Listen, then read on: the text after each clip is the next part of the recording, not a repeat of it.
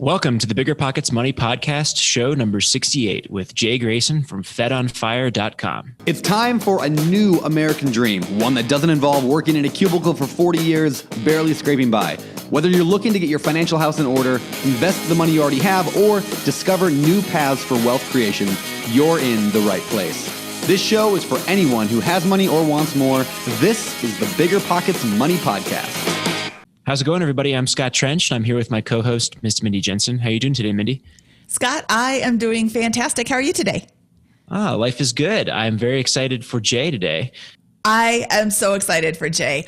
We have had a couple of military guests on this show and on the BiggerPockets Real Estate Podcast, but this show today is for anybody who is currently in the military, who is recently out of the military, anybody who's considering going into the military, anybody who wants to learn about house hacking, geo arbitrage, what else? Per diem hacking.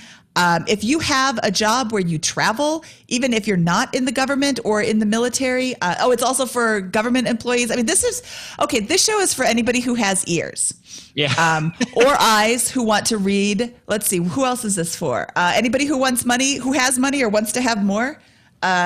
This is such an amazing show. Jay blew my mind with all of these little tips that he has. And not every situation is going to apply to every person listening, but I think anybody listening can get something out of this show today. Yeah, he didn't have the greatest start, and then he applies advantages that he accumulated and, a sharp mindset shift to the pursuit of FI, and really makes a lot of progress in a kind of stunningly quick fashion. And we'll get into that in just a few minutes here. Yes, I'm so excited. Jay Grayson, welcome to the BiggerPockets Money Podcast. How are you today? I am excellent. The spring is finally here on the East Coast. The weather is warming up, so I'm very, very grateful for that. How are you guys today? I'm doing great. It's getting warmer here too. It's supposed to be in the 50s today, which is quite delightful. Excellent. So Jay, why don't you start walking us through where your journey with money begins? So I grew up in a small farm town in the rural South. My dad is a small town farmer. So we grew up in a low income family, fairly poor. My dad went bankrupt in the 80s due to the farming crisis, a glut of supply. Crop prices were falling rapidly. So filed for bankruptcy. We didn't have a whole lot of money. And then into the 90s, I never knew we were low income because my parents always made sure there was food on the table, lots of spaghetti and cheese toast and things like that. But we always, felt like we were okay. We never felt like we were poor or low income. My parents did a good job taking care of us. And then in the 90s, I have two siblings, and my oldest sister was diagnosed with terminal brain cancer in the 90s. So that was obviously very emotional, hard hit to the family, but also financially. So didn't come from a great upbringing of money. My parents and my grandparents were very much kind of that post-depression, put your money under the mattress, didn't know anything about really investing. If you know anything about farming, a farmer's livelihood is his land. And so investing in, stocks, bonds, anything like that was really non-existent. We didn't get that education growing up. But so after my sister passed in the late 90s, I fell on hard times. My sister and I both went through a lot of hardship, kind of fragmented family. I got into drinking and drugs and was just really going down a really dark path in my high school years. So I decided to make a drastic change. And so I joined the military when I turned 18 and left just before my high school graduation. I did graduate. And so did that for an enlistment. I was in for 5 years.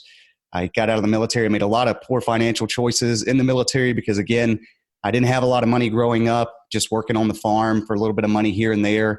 And, so by the time I left the military and went to college, I graduated with college. I had over $30,000 worth of debt, a little bit of student loan debt. Most of it was paid for by by the GI Bill, which is for veterans to help with education costs.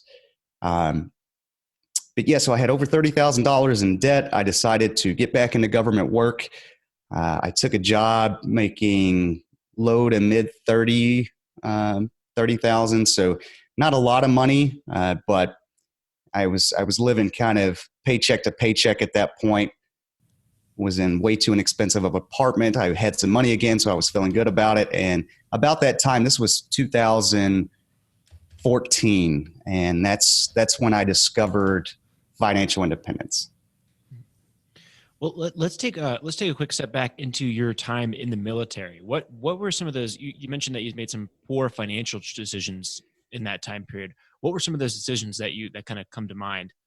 So absolutely, probably one of the biggest one while I was in the military was I was really into cars, sports cars at that, and I'm sure you're well aware you don't make a ton of money being an enlisted member in the military, especially those first few years when you're, very low ranking. But still, I was using that money to purchase vehicles. At one point, I think I had 5 vehicles. I had an El Camino. I actually had 2 Honda S2000s because, it's necessary to have one for your and a second for your weekend driver, that you keep pristine. And that seemed like a good financial decision at the time. Of course.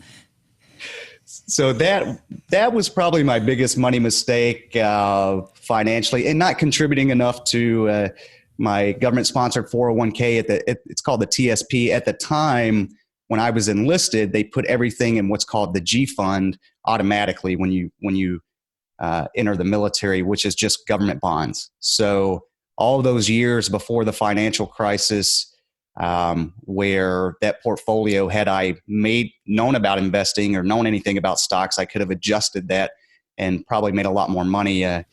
So yeah, just not investing my money properly, buying depreciating assets such as cars. So yeah, that was probably my biggest mistake there. Were you living in government housing or were you living off base? So for the first 3 years, I was in government housing. So even though I wasn't making a lot of money, when you have your housing paid for and your meals paid for, you have a little bit left. But I was blowing all that on meals out and cars and things of that nature. So meals out, the government gives you chipped beef on toast, and what else what do they call that? But when you're a 19-year-old Marine and you want, double cheeseburgers from McDonald's, you go and buy that, or go buy steak or whatever else, because the chow hall is it's not good enough. Yeah. And that's, I think that's a good point. When you're 19 years old, you're being expected to make all these adult decisions and you're not in that place. That's, what am I trying to say? That's really, you're not, this sounds rude. You're not special in that regard. You're not the only person who's ever decided, I'm not going to eat this free food. I'm going to go and spend money because I want this. And, so that's just really interesting that that's where your mindset was at the time.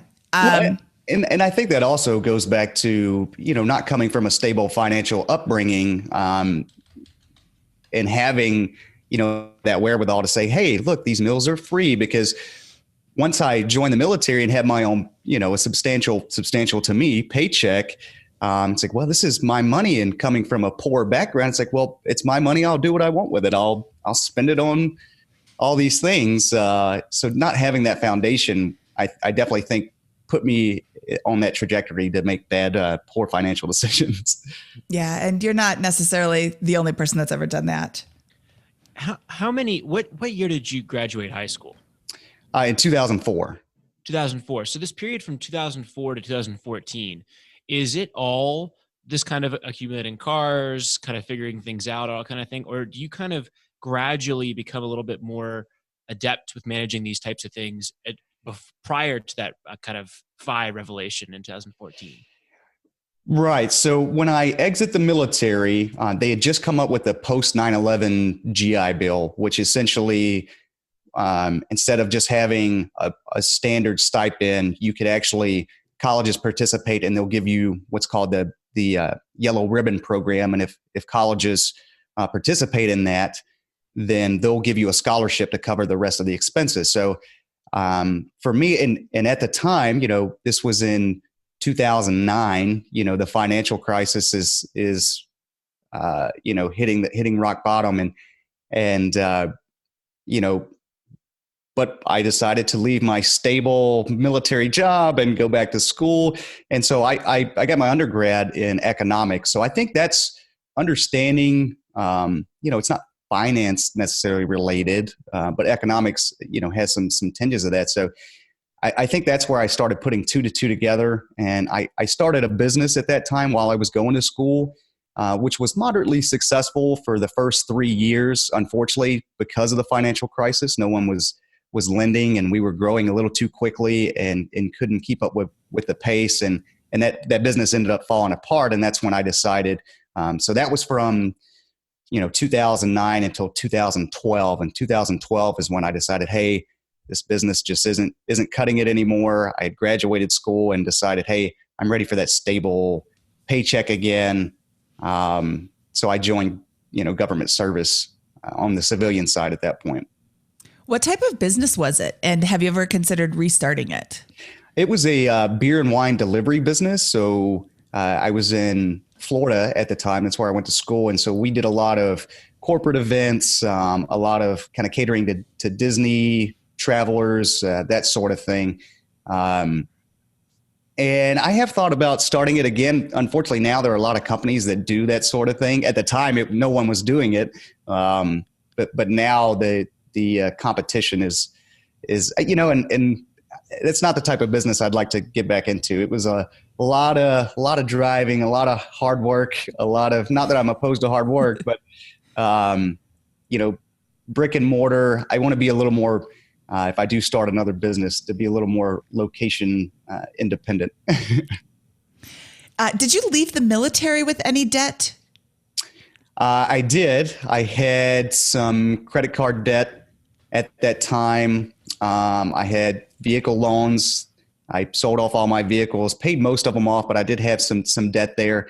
And that's when I made the wonderful, bright decision to withdraw from my 401k, cash it out, and use that money to pay off my debts, which was somewhat okay of a decision. And then I used some of that money also to help fund the business, which was a great learning experience. I have no regrets there.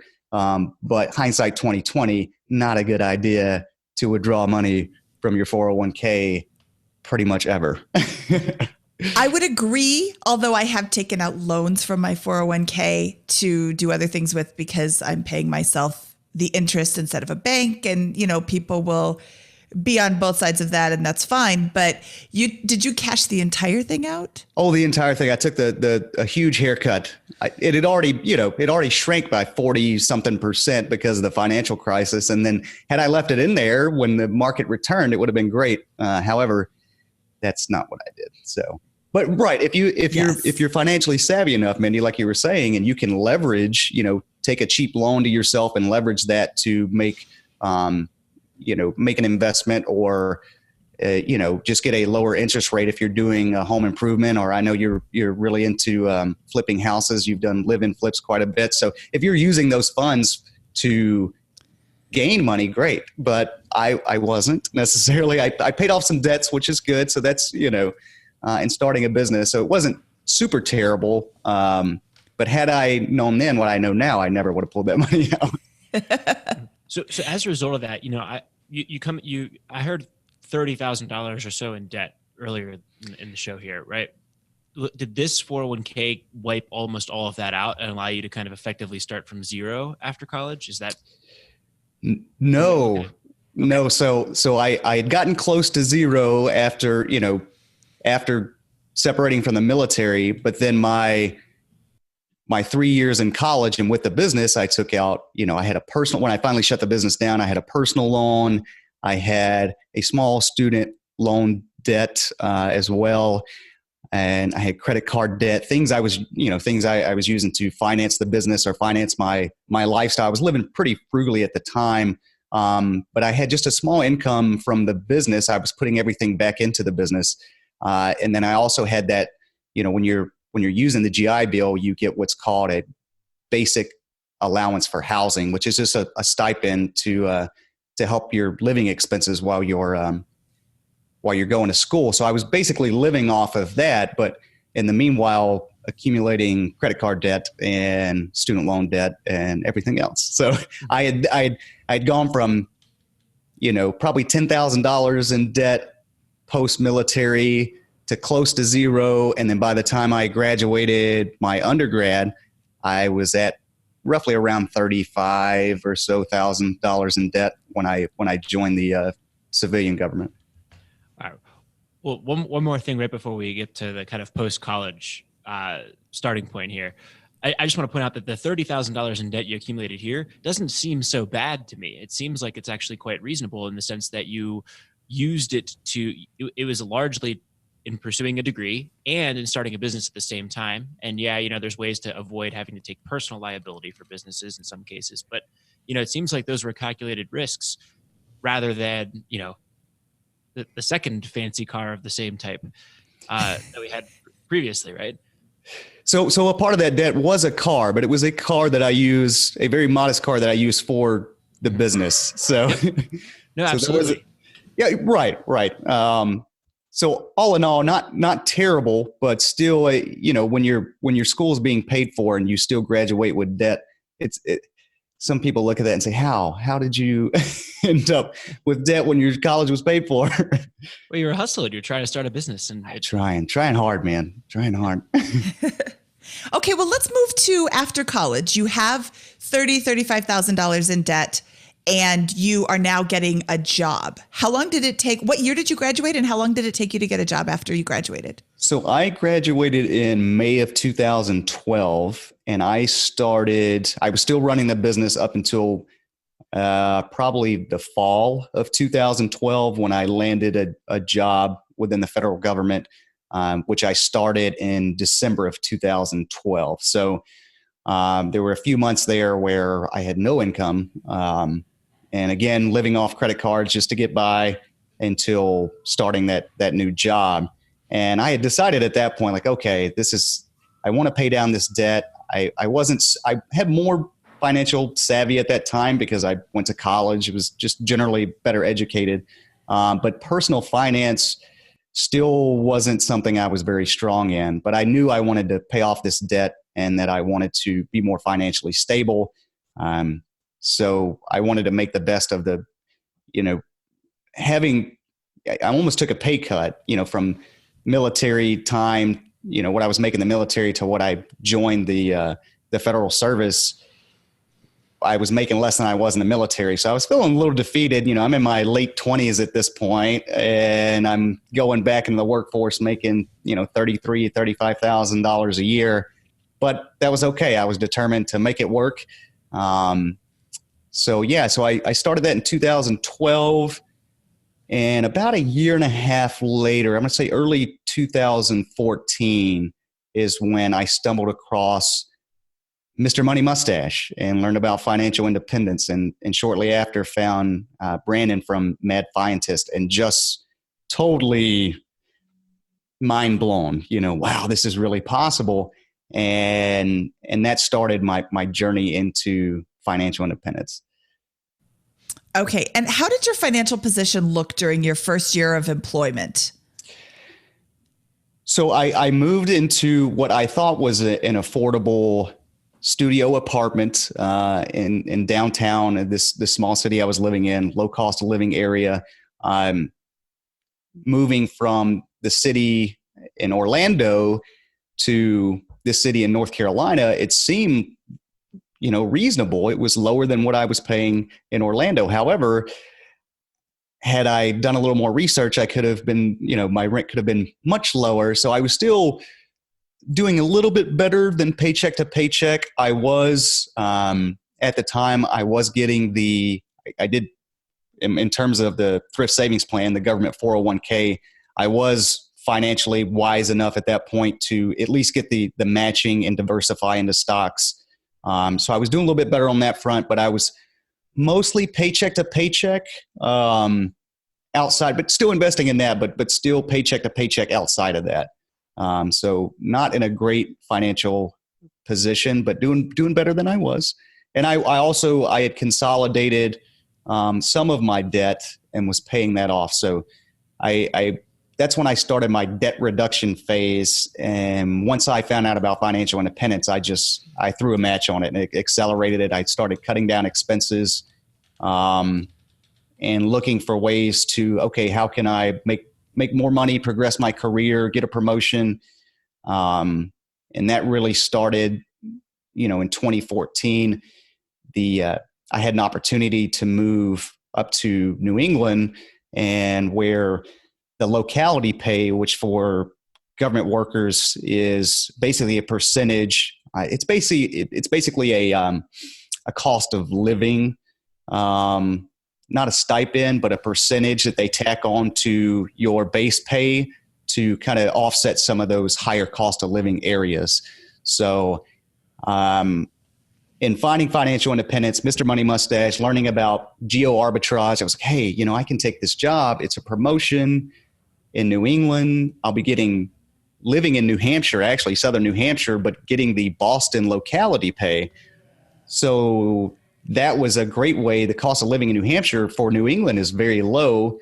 Meanwhile, the locality pay for Boston is very high.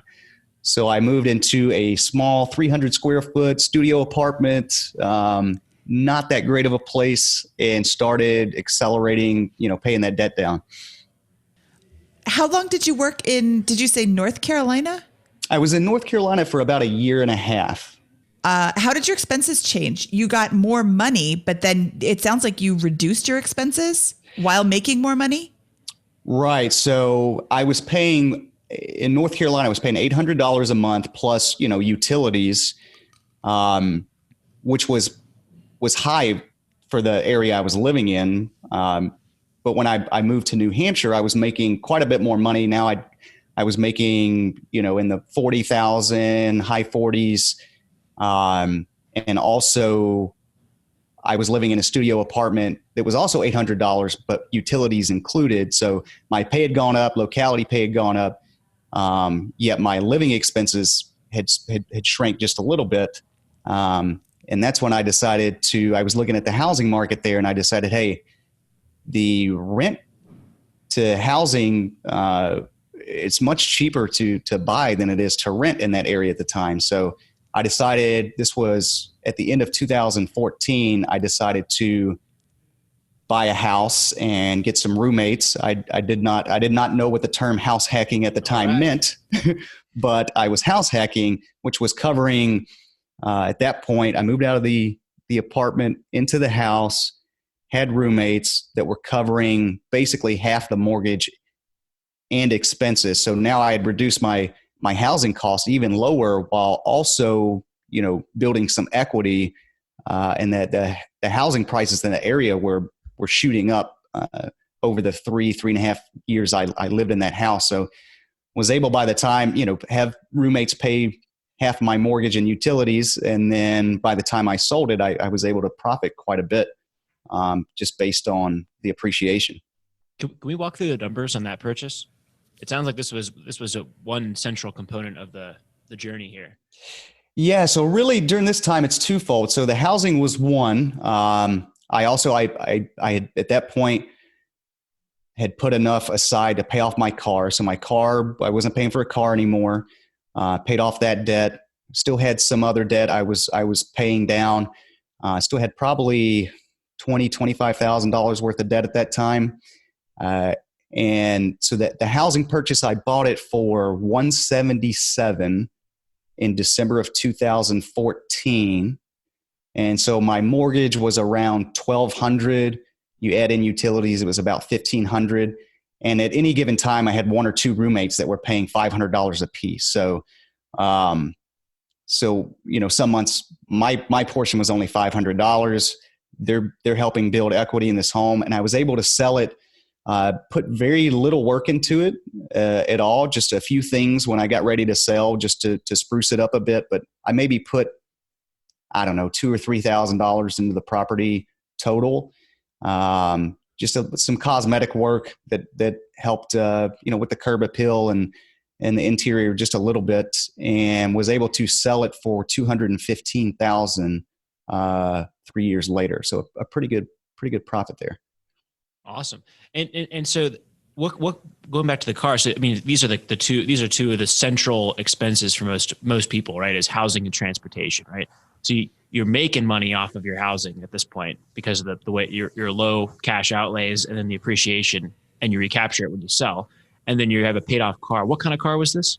This was a Scion XB. So the little toaster on wheels, which I'll say, I'll backtrack just a little bit. In between when I shut down the business and took the job with the federal government, so I had taken out a student loan we were supposed to go on my senior class. We were supposed to go on a trip to Europe.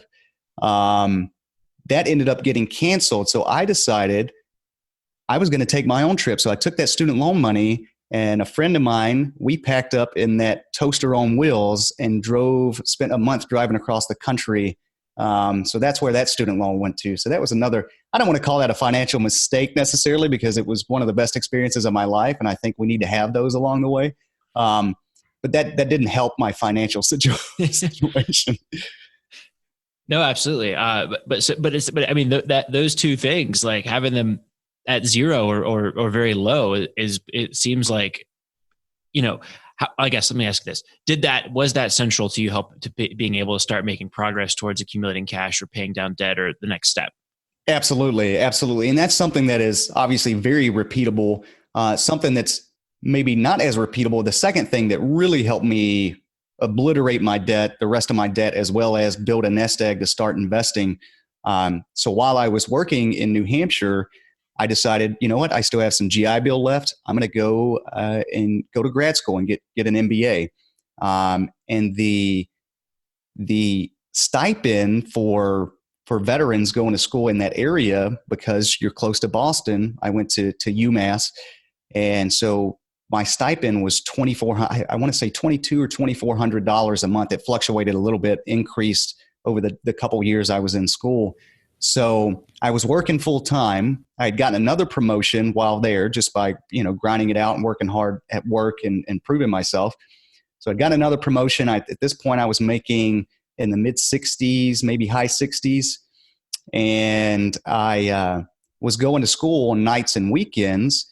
And here's a benefit if any of your veteran listeners, can learn from this. I call it GI Bill hacking, where you're working full time, go to school. You only have to take one resident course to get your full housing stipend from the GI Bill. So I was doing kind of 50-50, 50% online, 50% on campus, and collecting, going to school for free, getting a master's for free, also collecting an extra $2,400 a month that I used to obliterate my debt and start my nest egg for investing. And meanwhile, I've got I have almost no living expenses in terms of the big overhead items such as housing and transportation. So those two things, between cutting down on housing and transportation, and then using the tools that I had available to me as a veteran, and taking advantage of that to do some geo arbitrage there from a cost, from a GI Bill perspective, it really accelerated things.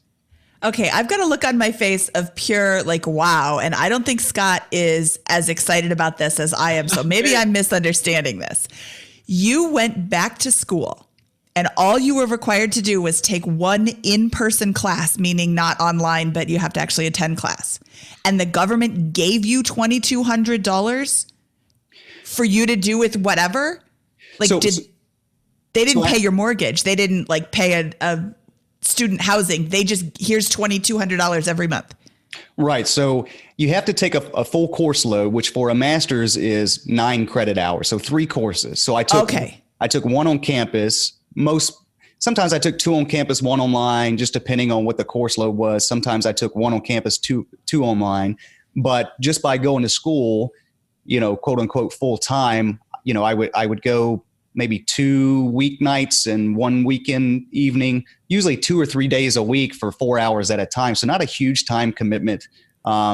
I don't want to say that. It was rough working full time and going to school, but I was dedicated to paying down that debt and increasing my net worth. So, and I think a lot of folks misunderstand the GI Bill can be a little tricky, and so for folks who may be in that situation who don't know, absolutely do it. Go, and that also enhances your earning potential, whether you're in federal service or you're in the private sector.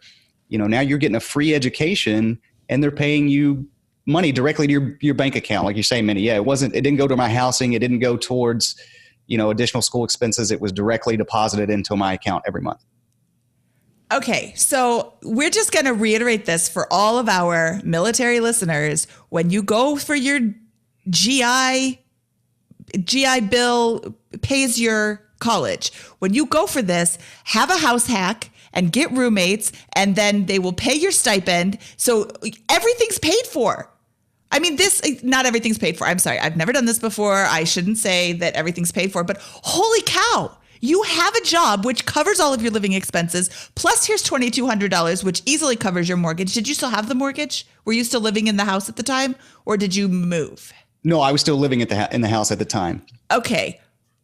Okay, Scott, are you now sufficiently excited about this? Yeah, I'm very excited about this. This is the power of a military background when you're attempting to pursue financial independence or become an entrepreneur or any of those types of things. There's a number of huge advantages, right? So one, the stipend and free higher education, right? 2, VA loans, right? 3, the healthcare, right? VA health insurance, right? Those 3, and I'm sure there's more, but those 3 seem like absolute pillars of several stories that we've heard around moving toward financial independence at a rapid rate for veterans, right? And rightly so. Can I ask you, Jay, did you use the VA loan for that house? Was that a VA loan? I did. So I paid zero down. I had zero upfront cost to purchase that house. So no money out of my pocket. And also, I'm glad you mentioned the healthcare. I am a disabled veteran, so I don't pay for healthcare. I get all my healthcare through the VA. Mm-hmm. So, which I also get a small disability stipend from the military or from the VA because of my disability. So, between those things, you add in the stipend, not having to pay for healthcare cost, and I know these things aren't repeatable for everyone, but I think the moral of the story is, hey, look at your employer, look at the opportunities. A lot of employers do, even if you're not a veteran, they do tuition assistance, things like that. Take full advantage of the benefits, your 401k matching, all of those things, any healthcare benefits, HSAs, whatever you can to really reduce your expenses while also building your net worth. Yeah. And what I love about this is that you recognize all these advantages, you see the concept of FI, and then you go all out basically for the next couple of years here. You move to New England, you physically relocate, you buy a house hack, right? You leverage all of your benefits to the absolute max, right? Because you're using the VA loan, you're getting a massive stipend here. You've got a cost of living adjustment for a high cost of living area while you live in a low cost of living area. You're working full time and obviously kicking butt because you're getting promoted, relentlessly throughout this period, and you're getting your MBA part time, right? So, what did you do for fun during this period?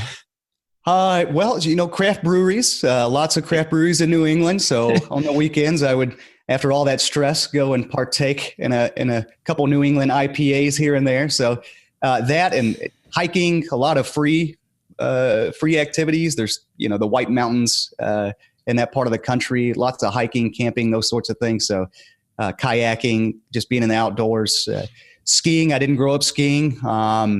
Did that a little bit, which was terrifying. Even as a Marine, you get on top of those mountains, it can be a little bit scary. So I don't know how you guys do it out there in Colorado. I'll probably do it again at some point, but I'm looking for smaller mountains these days. Your first lift ride up one of these mountains out here is pretty terrifying. I'm sure. Come visit and I will take you skiing, and I will take you on the little hills, and then we'll go to the bigger hills, and then we'll go to the great big hills. Okay, so this may not be repeatable for everyone, but it is definitely repeatable for all of our military listeners. And we're definitely going to reach out to our military blogger friends like Doug Nordman. Oh my goodness, I am blanking on his blog because it's all for military and I'm not military. I don't read it that frequently, but I know he's huge. David Pear from Military to Millionaire, I believe it's the name of his blog. We're going to reach out to all of them and make sure that they know that this episode is available because this is huge. This is amazing. And I've never heard this. Again, I'm not military, so the GI Bill doesn't apply to me, but this is really, I mean, I'm speechless. This is amazing. And this is still, you can take lessons from this. House hacking is available to every single person. House hacking is an excellent way to reduce or completely eliminate your housing expenses. And there's a really awesome article on BiggerPockets about house hacking and the whole concept. And that we'll link to that in the show notes, which can be found at biggerpockets.com/moneyshow68. But this is just fantastic. And I love how you said, your employer could have ways to pay for college. We had Zach Gautier on episode 64, where he talked about how to pay for college, all these different ways to fund your college, mainly for kids, but there's definitely opportunities to pay for post, like regular college age. I don't know how to say this. Scott, save me, please, because I'm just fumbling over here. Well, I think it's just being creative about how you're going to approach your journey, right? Like maybe if you didn't have this stipend, maybe that changes the equation on going and getting that MBA in the first place. I don't know, but I think it's kind of just all about assessing all of those things and your benefits and how it will impact things, right? Because I mean, these degrees are very expensive, and are they going to have that paid trade-off in pursuit of FI? I don't know. In this case, if you could make money while getting an opportunity to earn even more with the degree, that's a no-brainer, right? Like that's going to clearly be a winner to a certain extent. I don't know. Right. And even so on the federal civilian government side, even with that, I know the agency that I work for, they offer tuition assistance, which will cover most, if not all, for a local like state college will cover a lot of those expenses. So and a lot of government agencies offer that type of thing. So, and private employers too. So anytime there's free education benefits and you can build your resume and increase your knowledge and your education, absolutely. Go forth and do that. If it's free, it's free. Take advantage of it. So, and there are lots of, for federal civilian employees, there are so many opportunities, other things I've done to help increase my net worth. I mean, everyone has to if you're in the federal service, you're in some job series where you have to get certifications, you're traveling for training, or you're going to conferences, or you're going to give briefs. And in the federal government, when you travel, you get paid your lodging as well as what's called M&IE, which is meals and incidental expenses. So that ranges anywhere from $50 to $100 a day, your own travel, that just goes directly into your pocket. And I forget who mentioned it. Was on your podcast at some point. Someone was mentioning, I believe it was on BiggerPockets Money. Maybe it was the Frugal Woods. We're talking about going down for breakfast and making lunch sandwiches while at breakfast. I do that all the time. Every time I travel, I pocket all that meal and incidental expense, because I just go to the hotel. And if you stay at somewhere like a Homewood Suites or Embassy Suites, where they also have, a dinner and cocktail hour, I mean, you can essentially go get breakfast for free, make yourself a sandwich for lunch, grab a couple, eggs. You've got lunch, and then you come back, get a free drink and dinner, and you didn't spend a dime. So I've done that quite a bit, and I'm currently on the biggest travel hack of my federal career, which is really, really expedited things. And I'm actually in Washington, D.C. right now on a long-term TDY, temporary duty assignment. I'm here for a year, and currently my girlfriend and I are living in this gorgeous apartment right across the river here in Arlington, and we are saving 100% of our incomes right now. We have zero cost because the government is paying for our lodging and living expenses. So if you're a federal government employee, seek out those opportunities and travel as much as possible. Okay, you can't just drop that. Oh, wait, before we get to that, I want to let's build the rest of your story into this point, and then we'll cover this. Sorry, I know Mindy's antsy to hear exactly how this happened, but I yes. do too. But let's keep going linearly across this. So in 2014, you buy the house and you stay there for 3 years to 2017, right? At the same time, you're getting your MBA, you're getting the stipend, you're living frugally.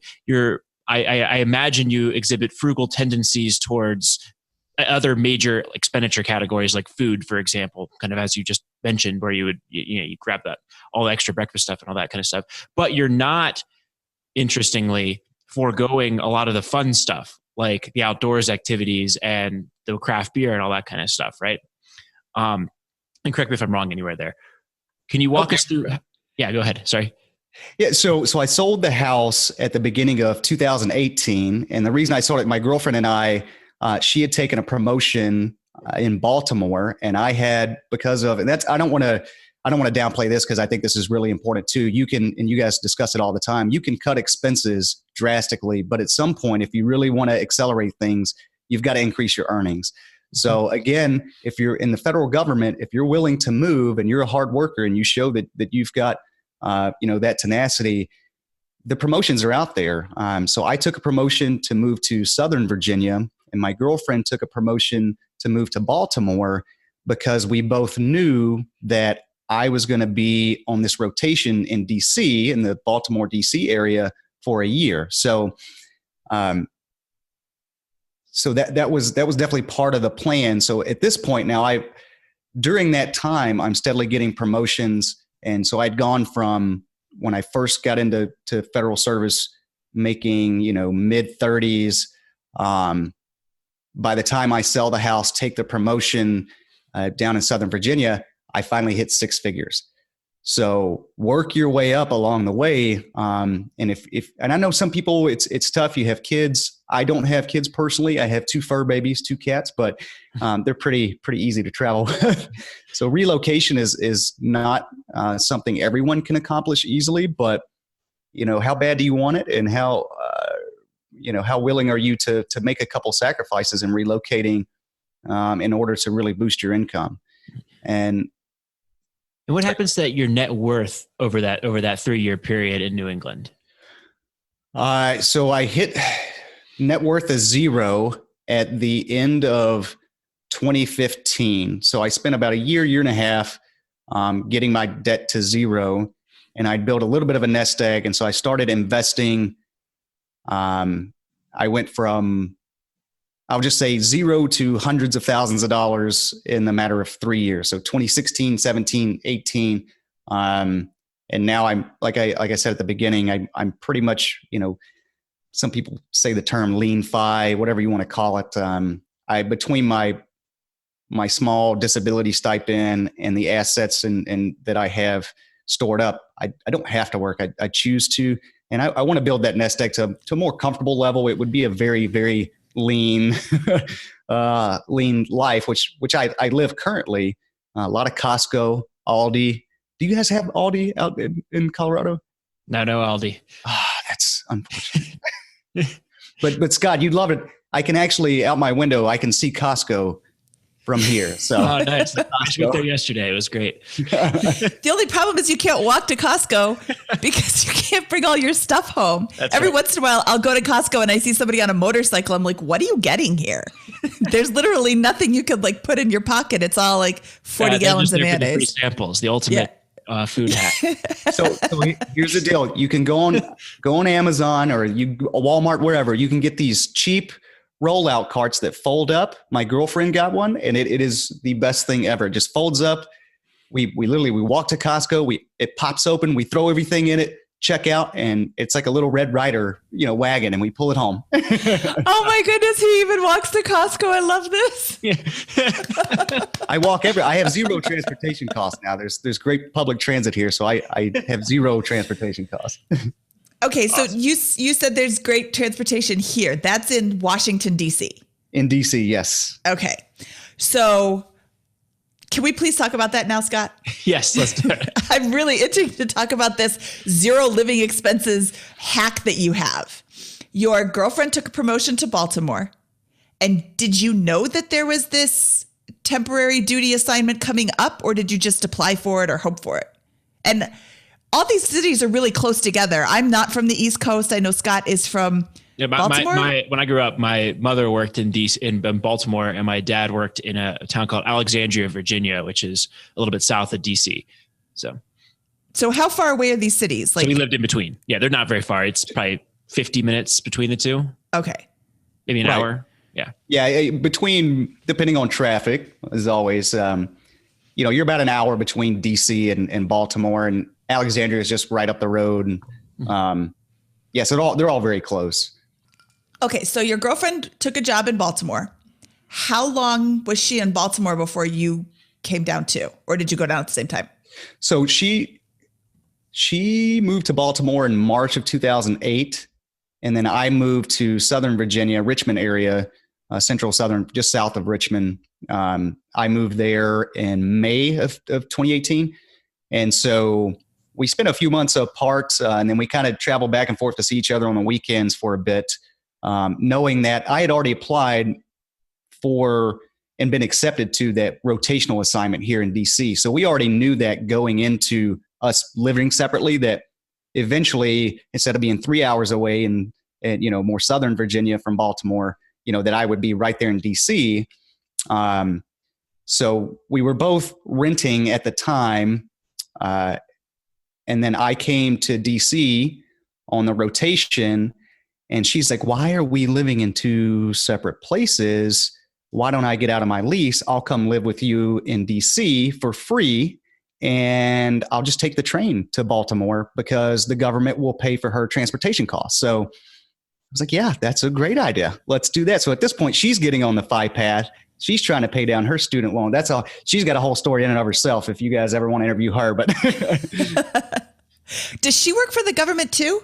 She does. We both work for the same agency. Okay. I was like, why does the government pay for her train ticket? But because she works there. Okay. Okay. So the government has you assigned to wherever you used to live, and now you're just temporarily in Washington, D.C. Yes. How long are you temporarily in Washington, D.C.? So I arrived here September of last year, and I will be there until September of this year. And all the while, we're basically that M&IE portion of that meals and incidental expenses. They pay the current rate. It just boosted up from 2018 to 2019. It's now, I want to say, $76 a day. So in total, I'm getting paid over $25,000 plus my paycheck plus free lodging for the whole year. So she and I are just living off of that TDY money, that $25,000, keeping our expenses under that, which is what we try to maintain anyway. And it's really easy when you don't have any lodging costs. Wow. And it's something you mentioned the name of it earlier, but it was like a long-term, short-term deployment or something like that. What was the name of this? Yeah, it's long-term TDY. So it's long-term temporary duty. Long-term temporary duty, yeah. Sorry, that just... Wow. So what are you doing with your money? You're just buying more S2000s? Yeah, I have 6 now. No. No, so I am investing all of it. I have, so I did the math. I'm actually saving 109% of my taxable income. Well, of course, 109%, because that doesn't exist. How do you save 109% of your taxable income? Because, so you're making X plus you have no housing expenses, plus they give you in addition to paying your housing expenses, they give you an additional $76 a day so you can eat. I don't know how you can survive on such a small amount of food. In a few months or in a few weeks, we're going to interview the saving Sherpa he claims he has $25 a week in grocery costs. And so we're going to get some recipes from him. We're going to talk about how he does that. But $25 a week versus $76 a day. How do you do it? Costco and Aldi. I mean, that just seems ridiculous that people could spend $76 a day on food. So that's what you're using to live off of while saving 109% of your income. And what are you investing in? So I invest in a variety of things. I max out my TSP, which is the government version of a 401k. So I max that out, and plus they give 5% matching. They do 3% on your first 3%. They match, and then 0.5% for the next 2. So that gives you 4%, and then they have an automatic 1% that they contribute. So it's a total of 5%. So I max that out. I also max out a Roth IRA. And then I have some money in peer-to-peer lending and some money in crowd-funded real estate. And then I'm currently putting a lot of cash aside, and I'm sure you guys have been watching the interest rates that banks are supplying now. You can actually get a decent. I keep my savings with. They're going. I'm sorry. I'm going. They're going down. Yeah, they so if you haven't heard of CIT Bank, they offer over 2% on a money market account. So that's where I'm putting all my savings for my next real estate purchase. So that will be. I'm searching hard for a duplex or triplex or quad in the Southern Virginia area because she and I will be moving back there. So I have a decent amount, about 10% of my net worth, just in a savings account now, strictly for a real estate purchase. Do you own any other real estate, or besides? I guess you sold your first place. Do you own any real estate that you privately hold? I do not. Just the crowdsourced real estate, which is more commercial real estate focused. So I imagine that you're accumulating quite a bit of after-tax liquidity after you max out your Roth and after this TSP based on your savings rate with all this stuff. So is that why you're kind of shifting to real estate now and putting all this money aside in these money market accounts and coming up with that strategies because there's not enough places to store it pre-tax? Yes, well, that's part of it. Also, we've become accustomed to not paying for lodging, right? So when we move, we don't want to. We want to continue that. So the biggest goal there is to do a house hack, and when we move back to Virginia, Southern Virginia, to have something that's going to put our lodging cost at zero. We want to maintain that so that we can continue. I want to build a small real estate portfolio, less than 10 properties, probably. I'm not big on landlording, but it's such an incredible tool towards financial independence that you can't ignore it, at least in my opinion. And I like the diversity too. The market's been so crazy up and down lately. I want to diversify. I'm very, very heavily weighted in stocks. Overall, I'm probably between stocks and bonds, between my taxable accounts and my 401k. I'm probably at about a 90-10 split, 90% stocks, 10% bonds. And because we're looking to hit our FI goal collectively between myself and my girlfriend within the next 3 to 5 years, we want to have some more stable outside income, some more cash flow coming in. And so real estate is definitely that avenue that we're approaching. With the your plans going in the future into the moving into Virginia and getting a house hack, would you consider using a VA loan for that, or are you going to use a large down payment with that cash you're setting aside? So probably ideally would use a VA loan, but as you probably know, with the VA loan, there are lots of restrictions. It's tougher to buy like a property you're going to rehab. So if we're looking to do like use the Burr method or something of that effect, it's tough to do that with a VA loan versus a conventional loan or a rehab loan. So ideally, if we could find a property that qualifies for a VA loan and put zero or just little money down, but even if that's the case, I want to have some liquid cash sitting there to do any types of upgrades or things that will really bring the property to bring the most money in. Great. I love it. I mean, hey, I'm going to have a lot of cash to give me more options. And then, I'll use the advantage of the VA loan if a property that meets the qualifications comes up. But, I think it's great. Just not using it gives you more options. Absolutely. Or maybe I'll just throw it all in Bitcoin, Yeah, there you go. No, I'm kidding. I don't recommend that. No, definitely not. It's your money. So where is your girlfriend on her path to zero net worth? You said she still has some student loans. So when she started her path, she originally, when she went to a private school, she had over $100,000 in student loan debt. Ooh. Oh man. And so she started her path about a year ago. I finally convinced her, which wasn't hard when you start to, wow, if we could travel, full time and work from the road. And she's like, okay, yeah, let's do that. So she really got on the ball, and she has paid off about $70,000 in student loan debt. She had around 120, and now she's around 45,000. And she's also maxing out her 401k. She's maxing out her Roth IRA. So she also, she's building her net worth while also, paying down that debt.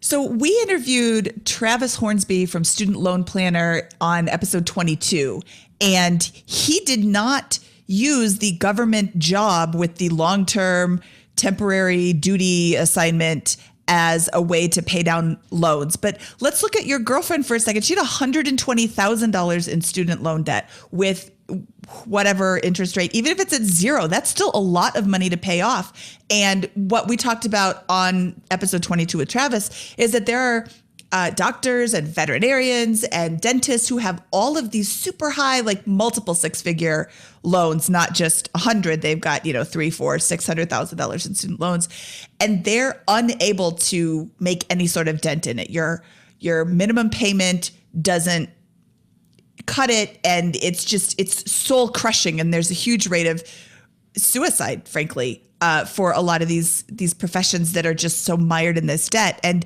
your girlfriend has taken this, it's not geo arbitrage, job arbitrage with this government job. And I mean, granted, I don't know how many government veterinarians there are, but there's a lot of jobs in the government that can help you pay down your debt just by having this travel, what did you call it? Travel hacking and GI Bill hacking and per diem hacking and all of these hacks that, I mean, how's your life? Does it suck? It sounds like it's pretty awesome. Yes, absolutely. I mean, it sounds like you're living your best life while also having zero expenses and living in an amazing city and going out and, I mean, living on $25,000 a year without having any expenses at all besides what, food? I mean, is it literally your only expense? Pretty much. Food and, I do have a storage unit right now because we had to put our stuff somewhere, which I can't stand having a storage unit, but it's like $100 a month. I mean, that's my only real overhead expense, and a Netflix account. Shame on me. Oh my goodness. Look at this Mr. Spendy Pants over here. A Netflix account and a storage unit. By the way, storage units are a really awesome way to make a lot of money in real estate because lots of people are just like you. Oh, I don't have enough room, so I need to put my stuff in storage. And then, it's only $100 a month, and you just pay it and pay it and pay it. And yeah, my parents have had a storage unit. They had 2 storage units, 2 of the biggest storage units they have. They moved it down to 1, but they've had it for 12 years, 11 years, because they live in an RV and they travel around the country building churches. I'm like, get rid of all this stuff in the storage unit. You don't need it anymore, but whatever. 12 years they've been paying this same bill, and theirs is like $250 a month. That's a lot of money. You can make a lot of money in storage units because people will put stuff in there and then, it's only $100. What's $100? Absolutely. So look into that too. If you can't find yourself a duplex, find yourself a storage unit. Definitely will do. Well, so what's next after you move to Virginia? So move to Virginia. We hopefully, can find a place that we can house hack. And then we're, even if we did have small living costs in terms of housing, we'll both be able to save and put back roughly 75% of our income if we continue our lifestyle. And we don't want for anything. We actually, and I know this is going to sound terrible, we actually go out to eat 2 or 3 times a week and have fancy, expensive beers 2 or 3 times a week. And we still are able to live, when you don't have the housing cost, or if you have low housing cost and you don't have transportation cost, you can still live on, $25,000 a year or less and still have a really fulfilling life. So continue the lifestyle, continue investing, for the next, depending on the market, 3 to 5 years. If we have to work a little bit longer to really hit our comfortable number, then we will, and we're totally okay with that. But then that's when we plan on, cutting the cord from traditional employment and going on to more bigger and better things, things that excite us more, traveling, helping. We've discussed, I have a niece who's extremely disabled, and there aren't a lot of organizations available to help a lot of those folks with her specific condition.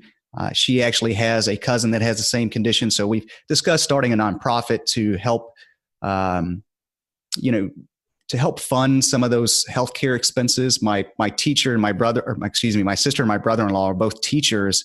But even on low teacher salaries, they make too much money.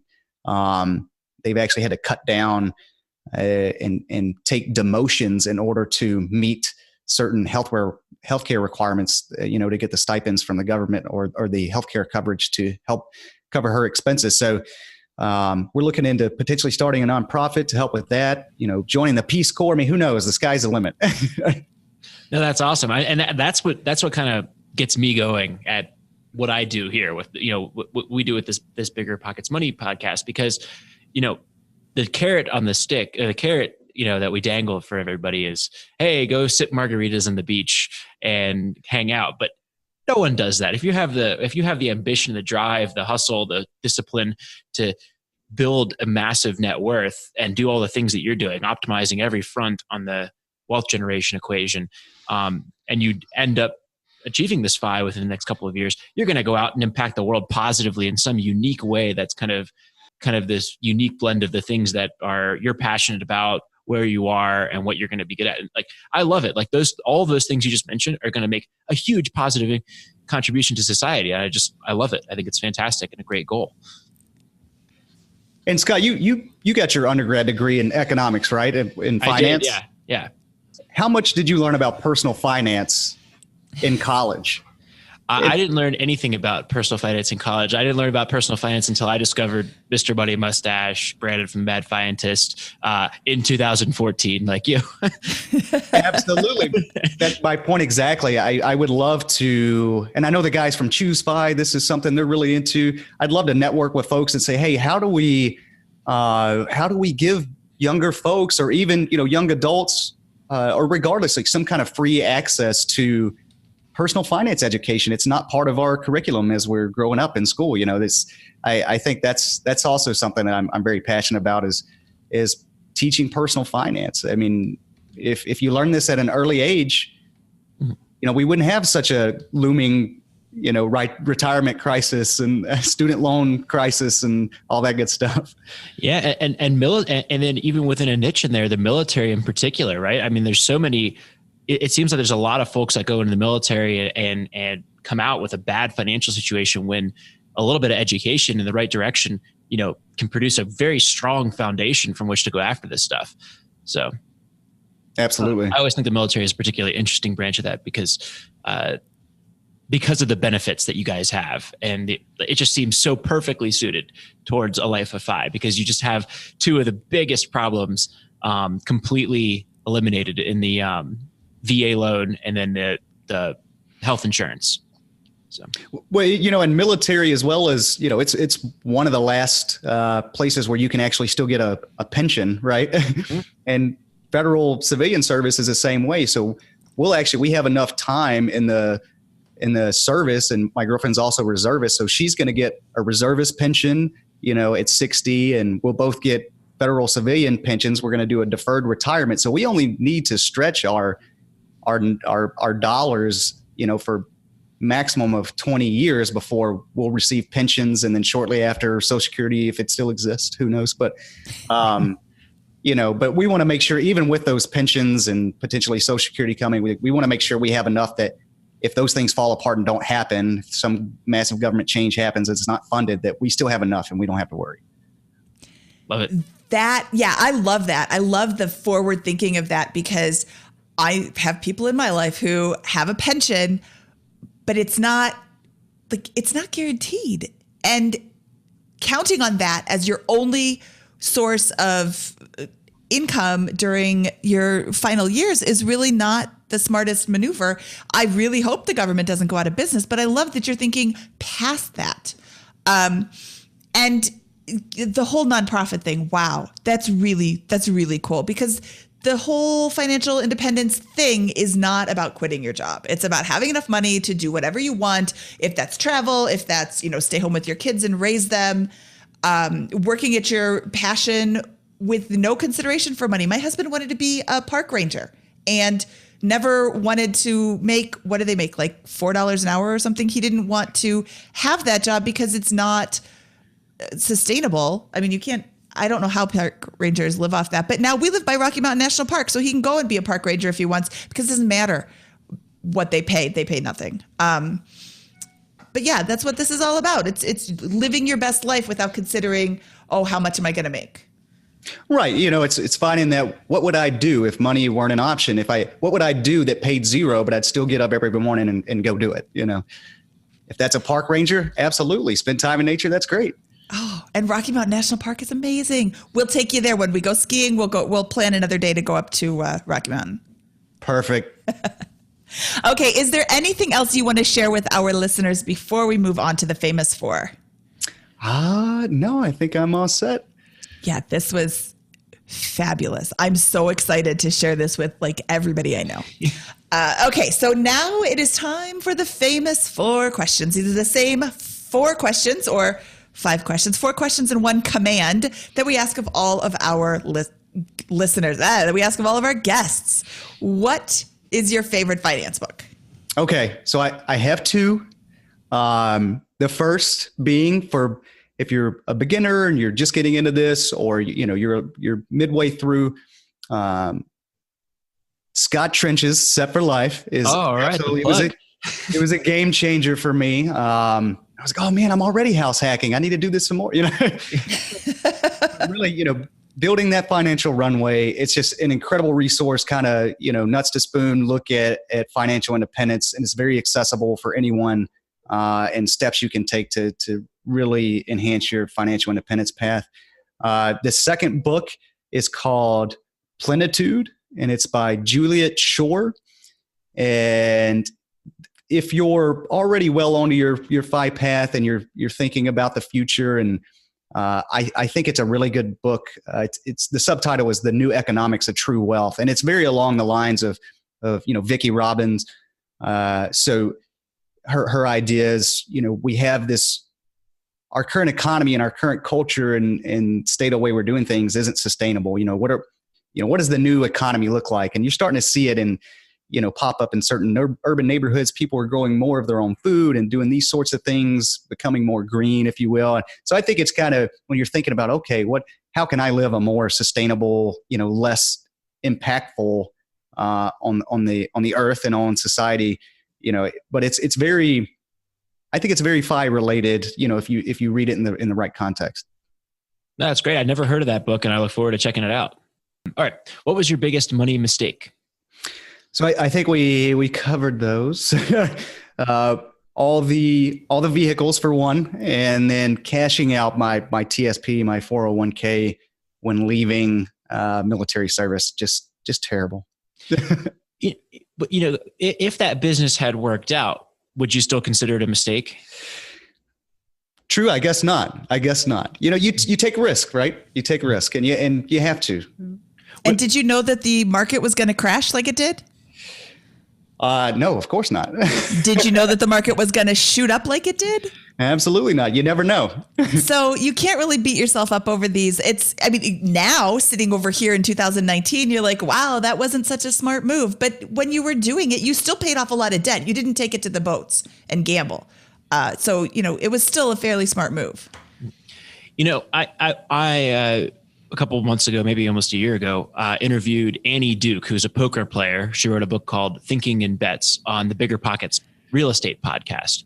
And I love the way she kind of thinks about things. It's about was it a bad decision or was it a bad result on that? And that's what I kind of want to get at with the liquidating the 401k there. Yes, there's a lot of things, but no one's recommending liquidate the 401k.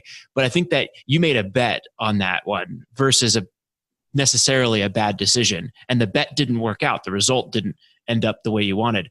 But I guess you could make the argument that that wasn't, if you still thought it was a reasonable probability of success and you did that, it wasn't the worst mistake in the world compared to a lot of other mistakes that we've heard on the show. Well, right. And I want to be clear. It wasn't like I had a ton of money in that 401k. I wasn't making a ton in the military. So, we're talking, I didn't liquidate hundreds of thousands of dollars to throw into a business. It was, a relatively insignificant amount in the big scheme of things. So the risk reward ratio there, I felt was worth it. Hindsight, obviously. 2020. Absolutely. I just always try to think about things like, hey, did I get a bad result or did I make a bad decision on that? And that's it's sometimes difficult to separate the two and the thinking and all that. And the lessons you learn in running your own business are invaluable. I mean, you can't replace those. It's something that I will always look back fondly on. That's awesome. Okay. What is your best piece of advice for people who are just starting out? So people say it all the time. It's a marathon, not a sprint. And something that I've been coming to grip with, or have over the past year or so now that I'm kind of, I'm at the point where, hey, I really could leave my job today if I wanted to. Just recently, within the past 6 months to a year, that's become the reality. And it's like, oh, well, I'm running from a job, but what am I running to? I think you really need to think about, as you're in this process and you're building your net worth, focus on what you value. Do some soul searching, because like Scott said, and many of you say it all the time, it's not all Mai Tais on the beach. That gets boring. So what are you going to contribute to society? We're in a country and in a economic situation where we're able to do these things and build this type of wealth. And that's very fortunate. So what do we do to give back and better each other and better society? Yeah. There's a event that I go to every year, and it's a meetup for a lot of folks that are interested in financial independence and that kind of stuff. And there's always a good number of folks who are a couple years into the journey and pretty close, like in your position. Like, yeah, I could probably do this somewhere. It's a spectrum. I'm kind of lean right now. I guess I technically could, but I really got a couple more years work to do. It sounds like that's where you're at, at least in your mind, for this kind of stuff. And then some people are like, well, I'm way past whatever the conservative expectations are for this. I'm clearly fine. Like, what do I do though? Like, my identity is my job and all that kind of stuff. And I think that is a unintended consequence that a lot of people don't think about when they're starting on this journey, is like, what is going to come after this? And how am I going to plan around that? Because, it's kind of hard, I think, at that time, at the moment, once you get there and you realize you're fine, to actually make that leap and go do whatever it is that you're going to do after your job. If you don't have that planned out ahead of time. Right. And Scott, one of the things you see a lot on forums or blogs, like if you're on Reddit or wherever, people go, oh, once I hit my number, I'm going to travel the world. And maybe they've never even been out of the country, Yes. So, take some steps now to kind of dabble in some of your passions, or dabble in a little bit of travel to places you think you may want to see or live in, potentially, to, more geo arbitrage. Because you may get there and say, oh, wow, this kind of sucks. I don't like it here. I want to be somewhere else. So don't just make a plan, but also test that plan a little bit and make sure it's what you want versus diving into it. Don't up and move to Peru when you've never even stepped foot in there, Peru before. Absolutely. That's a really good point. I think a lot of people love traveling. I don't like traveling that much, at least not right now. I'm not a big traveler. Yeah. I don't want to go somewhere and hang out in a different place. Like, I live in Denver because I like living in Denver. I don't want to go to Peru for 4 weeks and have an experience. But sorry, I'm making fun of someone that's not even here. It's a straw man, but that's just not me. And I think that some people are like, hey, that's what you do when you hit 5. Well, no, you do what you want to do. If you don't know what you want to do, you're in trouble, because all that work's not going to pay off for you the way that you want it to. So. Absolutely. What do you value? It comes down. What do you value? What brings you joy? Exactly. All right. Well, one thing we all value is parties. So what's your favorite joke to tell at those parties? That was a horrible transition, but we'll go with it. It's awful. Yeah. So this is a terrible one. But Scott, you may appreciate it, since you got a degree in economics. If it's terrible, he'll love it. So 3 economists go hunting and they're in the woods and they see this giant buck walk up. The first economist grabs his rifle and he shoots, and he's 6 inches too wide to the left. The second economist pulls up his rifle and he shoots, and he's 6 inches wide to the right. The third economist drops his rifle and jumps for joy and says, "Oh, we got it. We got it." That's actually a good one. I'm laughing, but I don't get it. The average. Oh. 6 inches to the right, 6 inches to the left. I see. Because economists make all these projections, right? And they're always, one economist is a little off, the other's a little off, but if you took their collective knowledge, they hit it right on. Okay, fair enough. Okay, Jay Grayson, where can people find out more about you? Oh, I'm sorry, this is the command. Tell me where people can find out more about you. Yes, ma'am. So my girlfriend and I, it's now live. We started a website and it's geared towards veterans and federal employees. It's called fedonfire.com. There is virtually no content on there right now because we just started it, but we have content's in the work. And hopefully by the time, this airs, there will be plenty of content on there. We have lots to upload. I just need to get around to doing it. So that or hello@fedonfire.com. That's our email address. So shoot us a line anytime. All right. We will link to both of those in the show notes there. And are you on Twitter, Facebook, other social, Instagram? What else is there? I was going to, but I've never been big on social media, and I think I'm just going to leave it that way. It's just, we get so many distractions from digital media constantly. I have a Facebook, but I rarely get on it. So I don't think I'm going to start a bunch of additional accounts. Well, I will recommend you starting them, even if you don't do anything with them, just so nobody else starts them. Like Scott Trench could start Fed on Fire on Twitter and then be like, "Oh yeah, here's a picture of an S2000. You should buy one." Just so you want to keep Scott from hijacking your name online. So get everything that you can on social media. I have like 100 Twitter handles.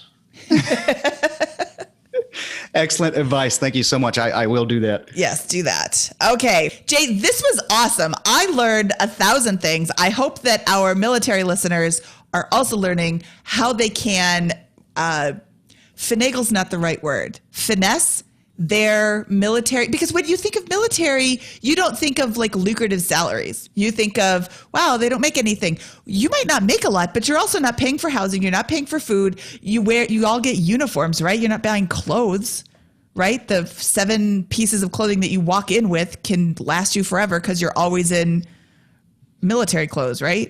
Absolutely. That's one thing I miss, not having to decide what to wear in the morning. You just get up, put on your uniform and go. You could still wear a uniform, go to the thrift store. You could find, or if you kept yours. Well, I don't quite fit in mine anymore, but. I love that.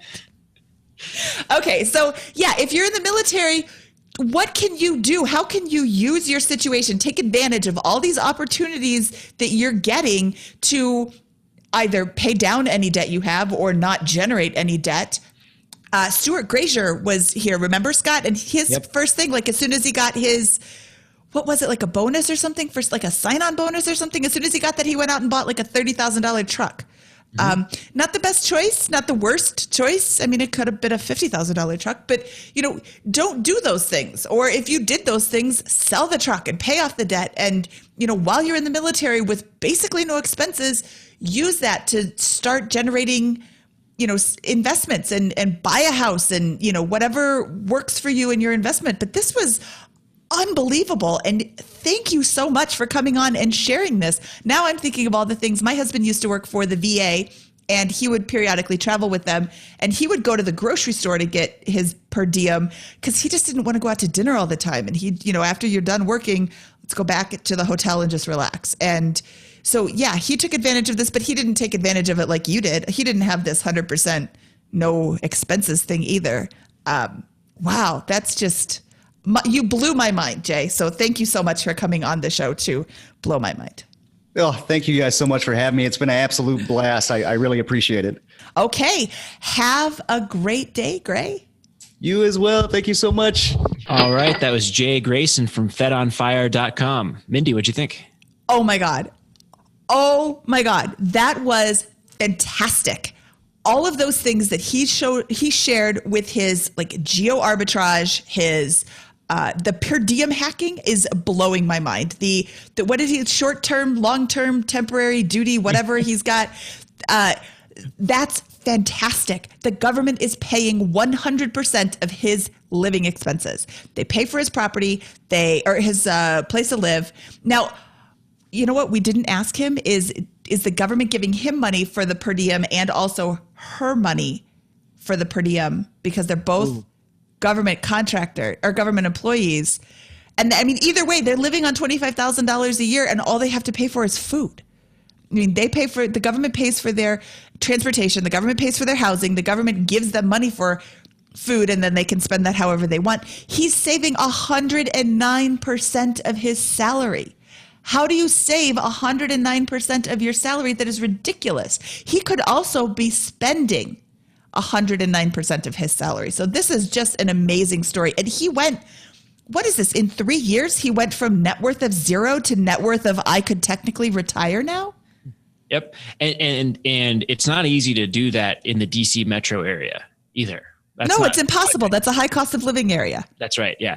So there's a lot of impressive things here. I just love, there's 4 ways to increase your wealth, right? You spend less, you earn more, you invest aggressively, or you create an asset through entrepreneurship, right? And he took 3 of those buckets and just optimized them relentlessly, right? I mean, look at his income production skyrocket over the last 4 or 5 years. Look at how he's effectively cut out all of his expenses, and he has, and planning out his next move in advance to keep those expenses extremely low. And he's got a very aggressive asset allocation plan and plans to continue that, even though he's going to expand into real estate with his house hack. I mean, it's just fantastic. And it's in all of those areas, all combining to drive his financial position forward and really, showing really incredible progress very quickly. I think he hits all 4 buckets because at one point he had started the company. Absolutely. So he's definitely knocking it out of the park with 3 of the buckets. And then the 4th bucket, it didn't work out. Yeah, but absolutely. That's not, I think that was more like a product of what was happening in the country at the time. And he didn't really have a lot of control over that. Mm-hmm. But yeah, absolutely love every single thing. And he didn't start out with some fabulous background. Yeah. And by the way, with that 4th bucket for entrepreneurship, as a veteran, he is in perfect position to go and pursue that full-time whenever he so chooses with a great advantage, right? He's got the passive income and the asset base here. He's got the healthcare covered. He's got all these advantages that are going to come into play if he ever does decide to go into the full-time entrepreneurship side of things as well, which he's listed as one of many potential possibilities going forward in the future. So. Well, yeah. And I brought up that whole self-storage thing. I don't know if that's technically real estate or owning your own business or both, but I would really like to own a self-storage unit simply because it prints money. When we first moved to our city, we had to put all of our stuff in storage because our house wasn't ready and yada, yada. And it was like $250 a month. And we started talking to the guy.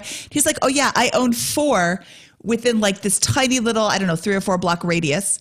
And they generate something like $300,000 a year, and he has no employees. And somebody calls up and they say, hey, do you have a storage unit? He's like, well, I don't have one at that place, but around the corner is another one. And nobody cares where their storage unit is located because, they'll drive an extra half minute to get to the other place. They're just looking for a unit. And he very rarely has vacancies. And it's just like, it just prints money. And the great thing about storage is that most of your customers are not like Jay, right? Jay is actually using short-term storage to actually store his stuff while he lives for free for a year. Then he's going to go collect his things and move down to Virginia, right? So, but most of your customers really in storage just put their stuff there and then stay there for years. I got to imagine, right? I'm not an expert on this, but that would be my guess. There was a guest on one of the BiggerPockets real estate podcast episodes who talked about this, and he had a really creative approach to that. If anyone's interested, we'll have to go and find that show number and put it in the show notes. But basically the premise is he has one storage unit that's in a really good location that's very expensive, and it's a loss leader. And then he's got like 6 or 7 more that are in the outskirts in much cheaper locations. So people go to the really prominent one And they're like, oh, we're all full here, but if you drive 5 minutes away or 10 minutes away, we've got 6 or 7 more where you can go and store them there. And so it's kind of like, that's how he generates business into his other storage rental places. That's awesome. I haven't listened to that episode. Do you know who the guest was? No, I'll have to go and look it up. It was okay. Just a couple of years ago. Okay. Well, you can find that information in the show notes at biggerpockets.com/moneyshow68. We'll make sure to look up that episode and include that in there. Scott, is there anything else you want to add today? No, I think I just very inspired by Jay and his journey, and I think he's going to be off to some. He's already accomplishing really big things. I think he's going to have a lot of even bigger and better things coming up in his future. Yeah, I'm so blown away that he wants to start a nonprofit for his niece. Yep. Oh, that's so touching. I hope that she and her parents really appreciate that, because he could just do nothing and he's going to go and make the world a better place. I also have a cousin with some weird disorder, and she has blown through her health insurance maximums, and it's just, what do? You still have to pay for health insurance. Okay. If you are listening to this show and you know somebody who would really benefit from this information, they're in the military, they're going into the military, they're just leaving the military, they're thinking about going to college, they're young, they're old, they're like pretty much anybody with a heartbeat, please recommend that they listen to this show. We're available everywhere podcasts are found. And I just think the information in this episode was really, really mind-blowing. And, you don't know what you don't know. And when somebody presents an option to you and you're like, I've never heard of that before, your first thought might be to be like, oh, whatever, that's garbage.